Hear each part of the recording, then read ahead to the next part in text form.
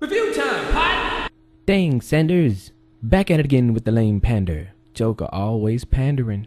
Told y'all, man. He's a sellout just like the others. Independent voice speaking.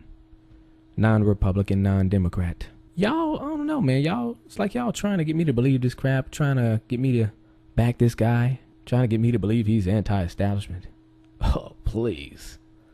This Joker. Why? Because he says he's against the big banks. Against the 1%. No, Joker. Not gonna work. See, I know what this Joker did. Despicable. Despicable him. That Joker. See, he say he against the big banks, but when it's time to do something, and I'm talking about when to take action against the biggest bank, he had the opportunity. He folds in favor of the Federal Reserve, just like every sellout before him. Let's take a walk down memory lane. I'm not a bit surprised that the Federal Reserve got to the Senate. Got to Bernie Panders. That's who it got to. Expected Bernie Sanders to offer 604, which was the same as 1207, which is the Audit the Fed bill. And at the last minute, he switched it and watered it down. And at the last minute. Really, it adds nothing. It's a possibility that it even makes the current conditions worse. This is essentially the bill plus more of the bill we beat in the House Financial Committee, the Mel Watts bill.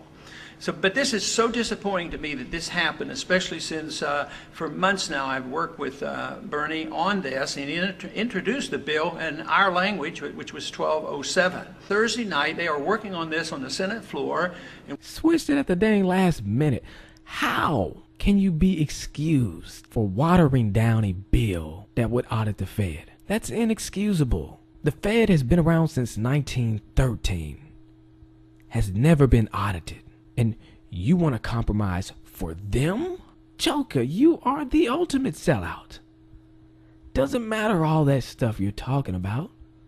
When it comes to the real deal stuff, you're selling us out.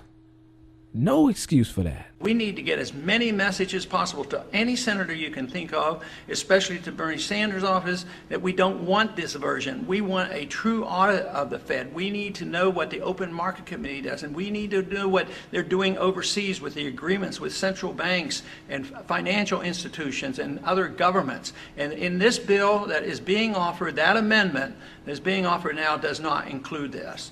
So wow. I am sure that Senator DeMint is working on this and may come up with an alternative. But the only thing that would be fair to the American people, after all this work and energy that we've put into this, is have an up and down vote on what was our 1207 in the House, which is 604 in the Senate. Yes, they may water it down and they may win it. But if they don't have an honest vote on a Senate floor, to me it would be very, very discouraging. But it also shows what kind of forces we're up against. The president doesn't want this. The leadership on Wall Street doesn't want it. The Federal Reserve doesn't want it. So they're powerful forces. But just think of the people that do want it.